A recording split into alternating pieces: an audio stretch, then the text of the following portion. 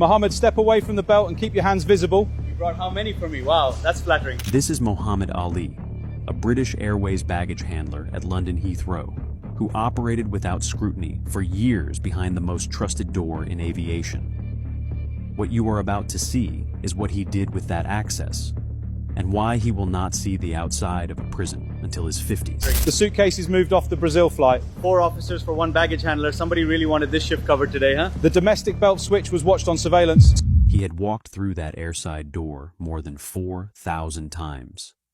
This was the last. By the time National Crime Agency officers reached him on the apron at Terminal 3, they had 18 months of surveillance, photographs of every carousel switch, and a financial trail that connected a British Airways baggage handler from Slough to a cocaine pipeline running out of São Paulo. 100 kilos of cocaine, 44 kilos of cannabis, 16 million pounds in street value moved through London Heathrow on his shifts, and every gram of it had passed under his lanyard. Before we go any further, when you collect your suitcase off an airport carousel, do you ever stop to think about how many strangers have already touched it? Drop your honest answer in the comments.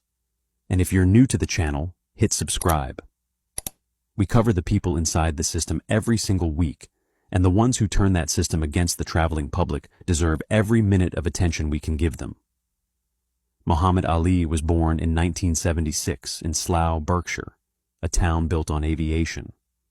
The trading estate where his father worked sat barely 4 miles from Heathrow's northern perimeter, and the aircraft that climbed out of the airport every 90 seconds passed directly over the terraced streets where the family lived. His father had arrived from Faisalabad in the early 70s, taking a job stitching jacquard fabric on a noisy factory floor in Slough's industrial sector for £1.85 an hour. His mother kept house and raised 4 children in a 2-up 2-down on a residential road off the Bath Road, where the rumble of approaching airliners was the background hum of every dinner, every homework session, every quiet conversation at the kitchen table. Friends and relatives later described him to the court as a quiet boy who paid attention to engines. He could name aircraft by their silhouette before he was 9. His uncle worked as a refueler at Heathrow throughout the 80s, and on weekends, Ali would sit in the family Vauxhall at the Spotters fence by Myrtle Avenue, watching the jumbos come in low over the rooftops of Hounslow on final approach. School reports from his Slough Comprehensive described him as polite, reliable, and easily distracted in classroom settings, but with notable mechanical aptitude. He left school at 16 with 5 GCSEs and went straight into a warehouse job for an air freight forwarder on the Heathrow perimeter, lifting boxes for £4, 20 an hour. He was, in his own later words to a presentence probation officer, the first person in his family who could walk to work and see an airliner from the door. He married young. His wife was a primary school teaching assistant from a family that had known his parents in Pakistan. They moved into a maisonette in Wexham in 1999, and their first child, a daughter, was born the following year. By then, he had a forklift license, a basic security clearance from the freight forwarder, and a referral from his uncle to British Airways ground operations at Heathrow. He joined British Airways as a baggage handler in 2001, weeks before the terror attacks of September the 11th transformed airport security forever. He was 25 years old. Starting salary was £14,400 a year, plus shift premiums for nights, weekends, and bank holidays. His airside pass arrived in the post in a brown envelope from the Civil Aviation Authority. It was laminated, blue, and bore his photograph alongside a barcode that would open every secure door from the staff car park to the apron. He kept it on a lanyard around his neck for the next 15 years. His annual evaluations were unremarkable in the way that protected him. Punctual, cooperative, works well within established teams. No safety violations recorded. Demonstrates initiative on heavy turnarounds. He was passed over for promotion to team leader twice, once in 2008 and again in 2011, and accepted both decisions without complaint.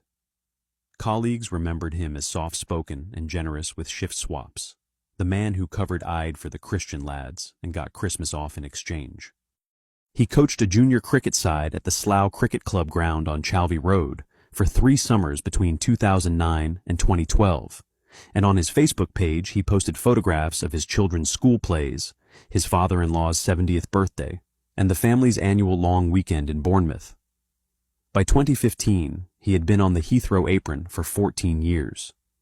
He had 2 children, a mortgage of £178,000 on a 3-bedroom semi off Stoke Poges Lane, and a take-home wage that, after shift premiums, came to roughly £26,000 a year. His wife worked part-time at a primary school in Sippenham. They were not wealthy, but they were not struggling. Neighbors later told reporters from the Slough Express that the Alis were normal. Really, completely normal. That description would haunt the proceedings at Southwark Crown Court 3 years later. Because by the summer of 2015, Muhammad Ali had already begun making the decisions that would unravel every part of that ordinary life. To understand what Ali did, you have to understand how London Heathrow processes baggage, and why the system, built for efficiency rather than suspicion, contained a single structural flaw that he was perfectly positioned to exploit. Heathrow handles approximately 125,000 items of checked baggage every single day across its 5 terminals. Each bag passes through a centralized baggage hall where automated belts carry it from the check-in desks above ground down into a vast sorting facility hidden beneath the terminal floor. Bags are scanned, weighed, X-rayed, and routed by barcode to the correct departure gate. On the inbound side, the process runs in reverse. When a long-haul flight lands, baggage handlers like Ali drive Cobus baggage tugs onto the apron, attach themselves to a queue of metal dollies, and unload the aircraft hold by hand, 1 bag at a time, in shifts of 40 minutes per aircraft.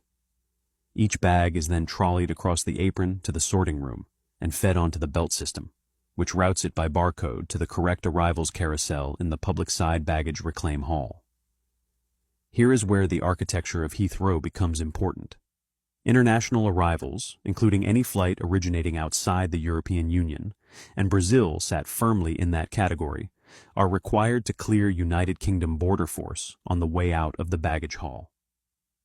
Passengers from those flights collect their bags from one of a designated set of international carousels, then walk through the red and green channel system where customs officers can stop, question, and search them. Domestic arrivals are different. Passengers flying in from Edinburgh, Manchester, Belfast, or Glasgow have never legally left the United Kingdom. They do not pass through customs at all. Their bags arrive on a separate set of carousels in a separate part of the hall, and they walk straight out into the arrivals concourse with no checkpoint between them and the open street. The 2 systems are physically close to each other inside the terminal. On certain configurations of Terminal 3 and Terminal 5, the international belts and the domestic belts run within meters of one another in the same sorting facility. They are operated by the same staff. They are loaded by the same handlers.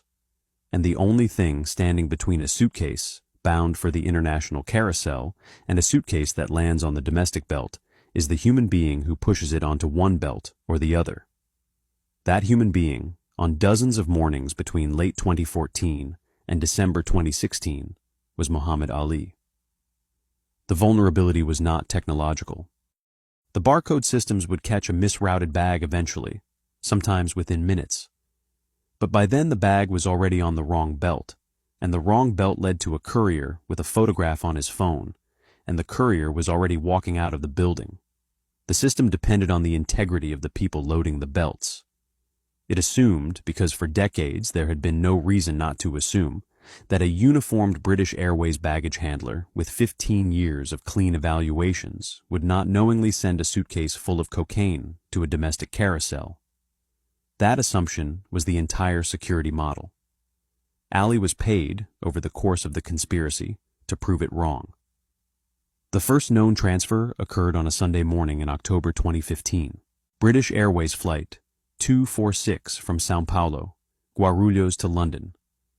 Heathrow touched down on runway 27, left at 7:42 a.m. The flight had been routine. The cabin had disembarked through the jet bridge at Terminal 5, and within minutes the baggage handling team, Ali among them, had moved the dollies under the hold of the 777-300 to begin offload. Among the 412 checked bags on that flight were 2 black hardshell suitcases bearing tags routed for International Carousel 4. According to the surveillance evidence later presented at Southwark Crown Court, Ali removed both bags from the dolly during the short trolley run between the apron and the sorting belt. He carried them, separately, to a position approximately 30 feet from where they should have been placed, and he set them onto the belt for Domestic Carousel 7, the belt feeding bags from a regional Aer Lingus flight that had just arrived from Belfast City. 12 minutes later, in the public baggage reclaim hall, 2 men stepped forward to collect them. They had been sent photographs of the bags that morning, before the flight had even landed in London. Close-up images of the luggage tags, the wheel housings, the small green ribbons tied to the handles. The photographs were taken inside São Paulo's Guarulhos terminal by a courier on the originating side. The men in London matched the bags against the photographs, lifted them off the carousel, and walked out through the domestic arrivals exit. There was no customs channel between them and the taxi rank. There were no border force officers on duty in that part of the hall. There never were. Domestic flights, by definition, did not require them. The 2 suitcases contained 8 kilograms of cocaine each. The operation, once established, ran on a predictable rhythm. Brazilian organizers shipped cocaine via couriers on long-haul flights, primarily on the British Airways São Paulo to Heathrow route. The drugs were packed into hardshell suitcases of varying brand and color to avoid creating a pattern. Each bag was photographed at origin and sent via encrypted messaging to a UK side coordinator, who forwarded the images to the couriers waiting at Heathrow and to Ali and Jury on the apron. The handlers received instructions on which inbound flight, which bag tag numbers, which dolly position, and which domestic belt to use. They executed the switch during the offload sequence. The couriers collected the bags from the domestic carousel within the first 12 minutes of belt rotation. The bags left the terminal in the boot of a private hire car booked under an alias. The pay was substantial. Court documents later detailed that Ali received cash payments in the region of £7,000 to £10,000 per successful transfer, delivered to him by a UK coordinator at a service station off the M25 near Heston. He did not deposit the money. He stored it in a fireproof safe purchased from a hardware shop on the Farnham Road in Slough, hidden inside a built-in wardrobe in the spare bedroom of his home. Over the course of the conspiracy, investigators would recover £213,000 in £50 notes from that safe. The escalation was steady rather than dramatic. In late 2015, the network was running 1 to 2 transfers per month. By mid-2016, the frequency had increased to a transfer every 10 to 14 days, with the parallel cannabis shipments packed into the same kinds of suitcases on the same flights, adding to the volume. The estimated street value of cocaine moved through Heathrow on Ali's shifts grew accordingly. Internal British Airways audits during this period flagged a series of anomalous routing events on inbound Brazil flights, but the anomalies were filed under handling errors and addressed with refresher training. No one yet suspected the routings were not errors. Joyce and Jury, the second baggage handler on the inside, was Ali's colleague of 11 years. The 2 men worked the same shift rota. They had taken their initial training together at the BA Ground Operations Academy in 2001. They were trusted. They were veterans. They were, for the people running the Brazilian end of the pipeline, perfect. Nobody on the apron noticed. Nobody on the floor checked. The barcode anomalies generated polite emails to handlers' line managers that no one connected to anything larger.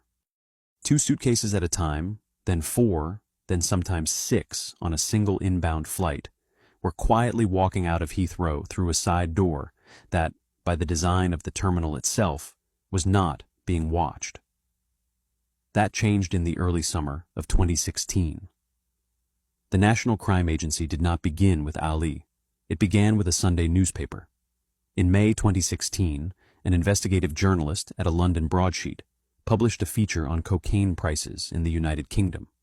noting with surprise that wholesale street value in the southeast had fallen by an estimated 9% over 12 months, while domestic seizures had not appreciably risen. The piece included an offhand quotation from an unnamed border force source. "Whatever is getting in is not getting caught at the airports. We are missing something." That sentence reached an analyst at the National Crime Agency's London office and prompted a quiet review. NCA officers cross-referenced inbound long-haul routes from known South American source countries against domestic baggage anomaly reports filed by handling companies at Heathrow, Gatwick, and Stansted. The pattern was small, but the pattern was there. A series of routing anomalies on British Airways flights from São Paulo Guarulhos. Always the same handful of flight numbers. Always Sunday mornings or Wednesday evenings. Always on shifts where one or both of two specific handlers were rostered. In June 2016, the NCA opened Operation Heathside. The investigation was painstaking. Surveillance officers, operating in plain clothes with airport-cleared identification supplied by Heathrow security, embedded themselves on the apron and in the sorting rooms. They posed as agency staff. They drove dollies. They observed offloads. They watched, over a period of weeks, exactly which handlers gravitated to which inbound Brazilian flights, exactly which suitcases were lifted out of sequence, and exactly which couriers in the public arrivals hall were waiting for them. They photographed everything. They video recorded the carousel switches from concealed positions in the sorting room ceiling. They obtained, via warrant, the encrypted messaging accounts of suspected coordinators. And in early November 2016, they identified the precise moment that the operation became prosecutable. We're heading into the takedown phase now. If you've made it this far, you already know this channel doesn't soften the details. Hit subscribe and stay for the verdict. What the judge said to Muhammad Ali from the bench at Southwark Crown Court is the kind of statement you don't forget, and the sentence he handed down is the kind of number this network deserved. It was a Wednesday evening. BA Flight 246 inbound from São Paulo. Scheduled landing time 19:55. NCA surveillance had 3 operatives in position. 1 in the sorting room overlooking the offload belt, 1 in the public side baggage reclaim hall, and 1 in an unmarked vehicle outside the domestic arrivals exit. They watched Ali drive a baggage tug from the gate to the sorting bay. They watched him lift 2 hardshell suitcases bearing international tags off the dolly and walk them, individually, to the domestic Belfast belt. They watched a man in a gray hooded jacket lift those same 2 bags from the domestic carousel in the arrivals hall and walk them out to a waiting Toyota Avensis booked through a private hire app in a false name. That courier was followed to an industrial unit in Northolt, where the suitcases were opened, weighed, and broken down for distribution. The cocaine recovered from those 2 cases alone weighed 17.4 kilograms. Street value, approximately 1.4 million pounds. The NCA now had everything.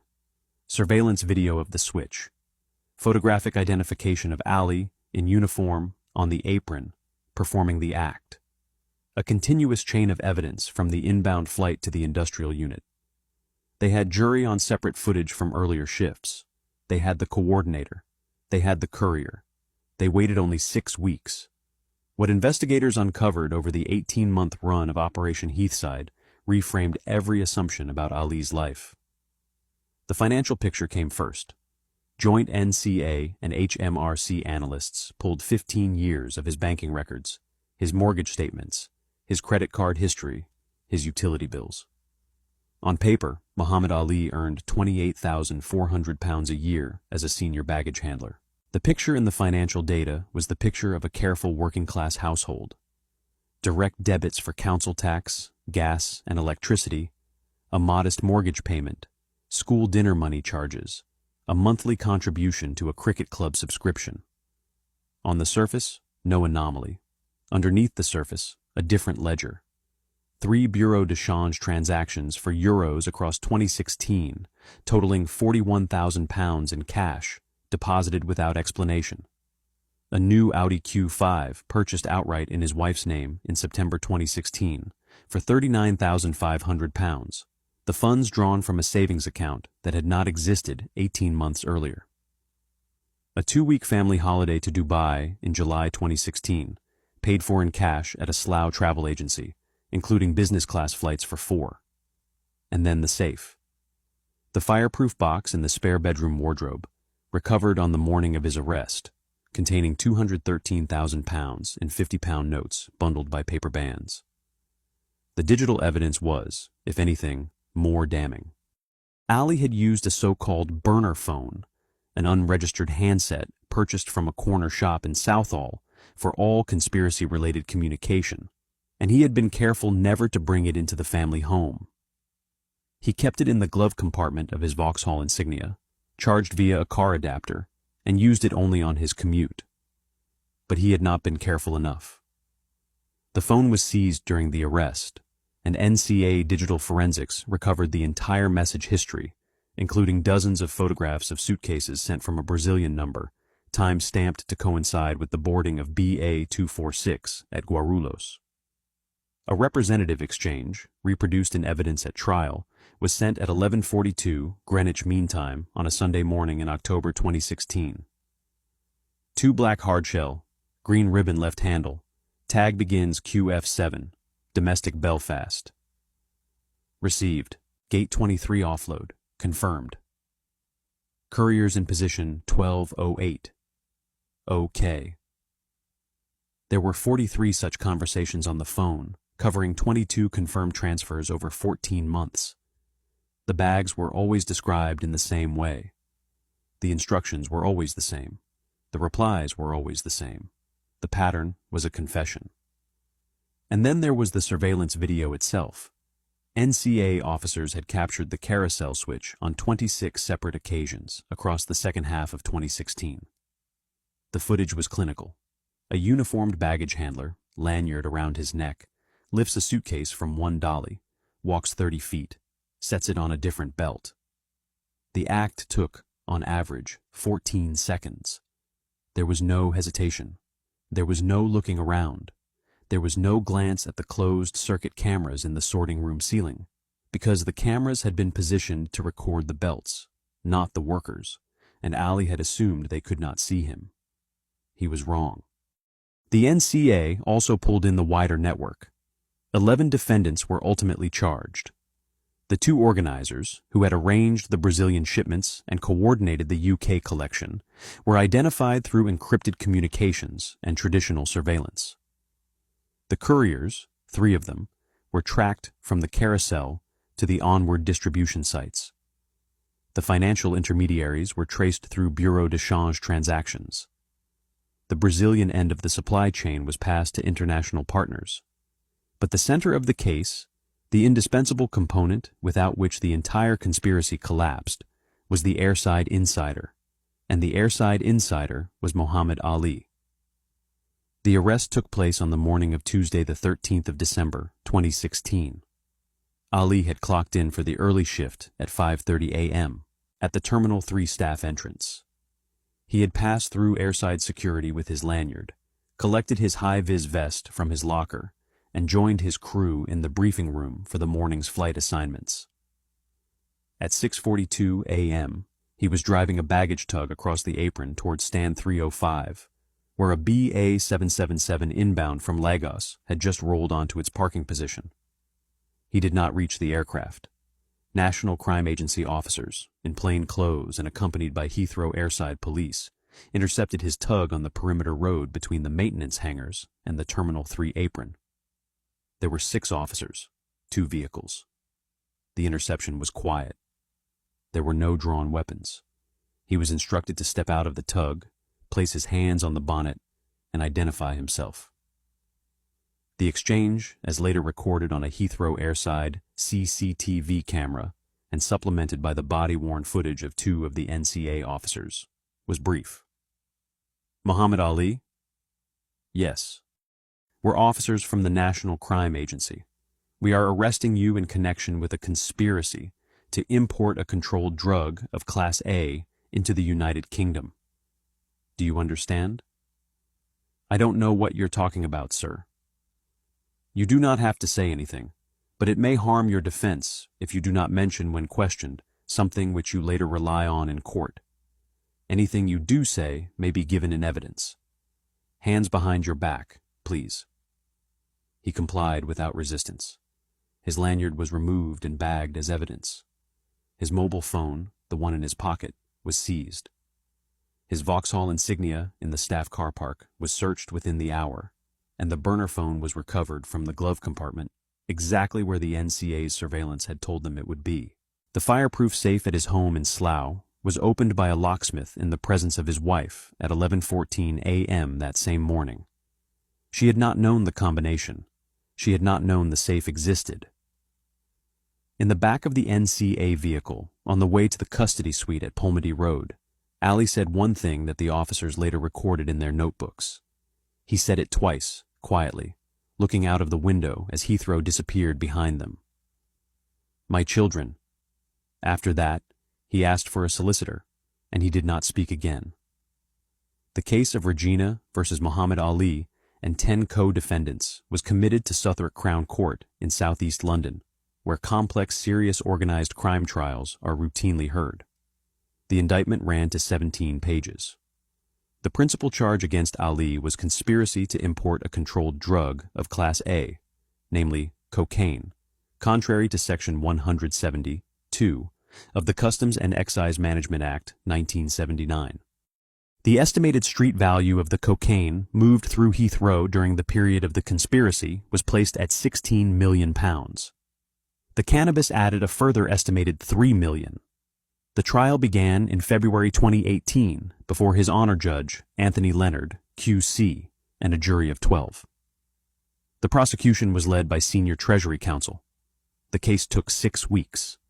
The prosecution called 38 witnesses, including NCA surveillance officers, Border Force liaison officers, British Airways ground operations managers, digital forensics analysts, financial investigators, and the courier from the November 2016 Northolt transfer, who had agreed to give evidence under a cooperation agreement.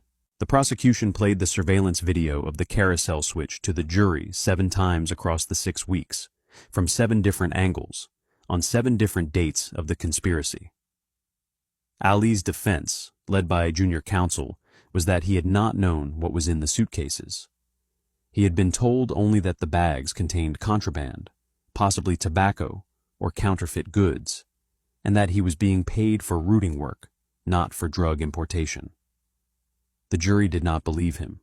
The volume of the payments, the duration of the conspiracy, the sophistication of the operational security, and the simple fact that no one is paid £213,000 in cash to move counterfeit cigarettes.